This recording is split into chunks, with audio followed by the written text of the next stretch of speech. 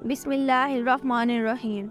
السلام علیکم ناظرین، ہم خوش آمدید کہتے ہیں آپ کو اپنی اس نئی ویڈیو میں، جس میں آج ہم بات کرنے والے ہیں اصحاب الرس کے بارے میں۔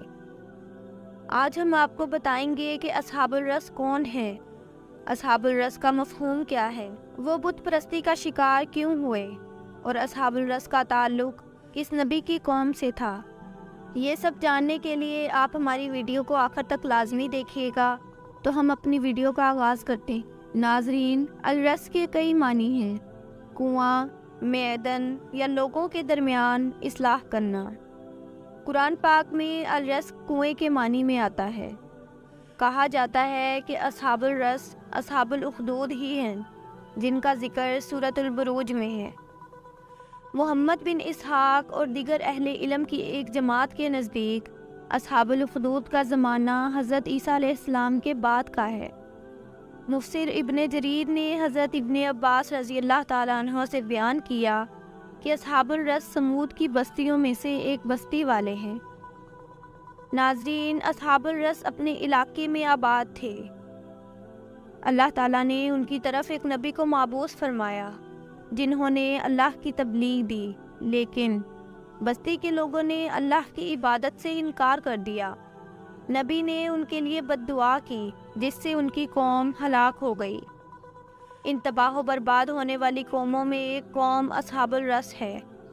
اللہ پاک نے سورۃ الفرقان میں ارشاد فرمایا، اور قوم عاد اور قوم سمود اور کوہ والوں اور ان کے درمیان بہت سی جماعتوں کو بھی ہلاک کر دیا، اور سب کے سمجھانے کے لیے ہم نے مثالیں بیان کی، اور نہ ماننے پر سب کو تہس نہس کر دیا۔ اور سورۃ قاف میں ایک جگہ ارشاد فرمایا گیا ہے کہ ان سے پہلے قوم نوح، اصحاب الرس، عاد، سمود، فرعون اور لوط کے بھائیوں اصحاب الایکہ اور قوم تبع نے جھٹلا دیا۔ ان سب نے رسولوں کو جھٹلایا تو میرا عذاب ان پر ثابت ہو گیا۔ ناظرین، اصحاب الرس عاد کے زمانے سے کافی پہلے کے ہیں۔ حضرت ابن عباس رضی اللہ تعالیٰ عنہ سے ایک روایت ہے، وہ فرماتے ہیں کہ یس آذربائیجان میں ایک کنویں کا نام ہے، جہاں انہوں نے اپنے نبی کو دفن کیا تھا۔ ایک روایت یہ بھی ہے کہ اصحاب الرس مقام فلج میں آباد تھے، اور یہی وہ لوگ ہیں جن کا تذکرہ سورہ یاسین میں ہے، اور وہ مکمل تباہ کر دیے گئے تھے۔ جیسے کہ ارشاد باری تعالیٰ ہے، وہ صرف ایک چنگاڑی تھی جس سے وہ سب تباہ ہو گئے۔ ناظرین، اصحاب الرس کا ایک کنواں تھا جو ان کے اور ان کی زمینوں کی سیرابی کے لیے کافی تھا۔ ان کا ایک بادشاہ تھا جو عدل و انصاف کرتا تھا اور اچھے کردار اور اچھی سیرت کا حامل تھا۔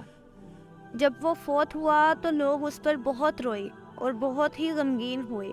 چند دنوں کے بعد شیطان بادشاہ کی شکل میں نمودار ہوا اور کہا کہ میں مرا تو نہیں ہوں، میں تو تم لوگوں سے وقتی طور پر غائب ہوا تھا تاکہ میں دیکھ سکوں کہ تم لوگ کرتے کیا ہو۔ یہ سن کر سب بہت خوش ہوئے۔ پھر شیطان نے ان سے کہا کہ میرے اور اپنے درمیان ایک پردہ لٹکا دو، اور یہ بھی کہہ دیا کہ میں کبھی نہیں مروں گا۔ اکثر لوگوں نے اس کی یہ بات تصدیق کر دی اور اس وجہ سے فتنے میں مبتلا ہو گئے اور اس کی عبادت کرنے لگے۔ پھر اللہ پاک نے ان کی طرف ایک نبی بھیجا جس نے ان کو یہ خبر دی کہ یہ پردے کے پیچھے تم سے شیطان مخاطب ہے۔ اللہ کے نبی نے ان کو اس کی عبادت سے روکا اور صرف ایک اللہ کی عبادت کرنے کا حکم دیا جس کا کوئی شریک نہیں۔ اس نبی پر اللہ پاک نیند میں وحی نازل کرتے تھے، لیکن انہوں نے ان پر حملہ کیا اور ان کو قتل کر کے کنویں میں پھینک دیا۔ اب اس کا پانی بہت نیچے چلا گیا، وہ پیاسے ہو گئے اور ان کے درخت پھلوں سمیت خشک ہو گئے، گھر ویران ہو گئے اور وحشت چھا گئی، اور سب کے سب تباہ و برباد کر دیے گئے، اور ان کے گھروں میں جنگلی جانوروں اور جنات نے ڈیرے ڈال دیے۔ ان میں صرف جنوں اور بھوتوں کا شور، شیروں کا چنگھاڑ اور بجوؤں کا غرانہ رہ گیا۔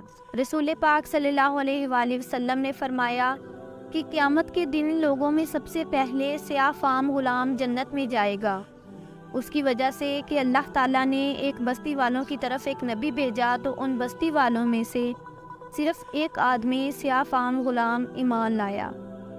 پھر ان لوگوں نے اپنے نبی پر ظلم کیا اور ایک کنواں کھود کر اس میں پھینک دیا اور ایک بھاری پتھر کے ساتھ اس کا منہ بند کر دیا۔ آپ نے فرمایا کہ وہ غلام لکڑیاں اکٹھی کرتا اور ان کو فروخت کرتا اور پھر اس سے کھانے پینے کی چیزیں خریدتا اور اس کنویں کے پاس آتا، اللہ کی مدد اور توفیق سے کنویں کی چٹان اوپر اٹھاتا، کھانے پینے کی چیزیں لٹکاتا، پھر اسی طرح پتھر اوپر رکھ دیتا۔ جب تک اللہ نے چاہا غلام اسی طرح کرتا رہا۔ اسی طرح ایک دن لکڑیاں اکٹھی کی اور ان کو اٹھانے ہی لگا تھا کہ اسے نیند آ گئی اور وہ وہیں سو گیا اور اللہ کے حکم سے 7 سال سویا رہا۔ پھر وہ اٹھا اور انگڑائی لے کر دوسرا پہلو بدلا، پھر لیٹ گیا۔ اللہ نے پھر اسے 7 سال سلائے رکھا۔ وہ سمجھتا رہا کہ میں دن کا کچھ ہی حصہ سویا ہوں۔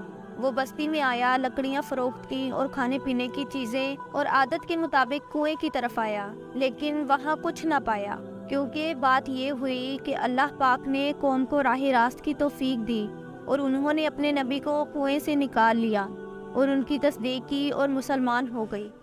پھر اس قوم کے نبی نے سیاہ فام غلام کے متعلق ان سے دریافت کیا تو وہ کہتے کہ ہمیں اس کا علم نہیں ہے، حتیٰ کہ اللہ نے اپنے نبی کو فوت کر لیا اور سیاہ فام غلام بعد میں اپنے نیند سے بیدار ہوا۔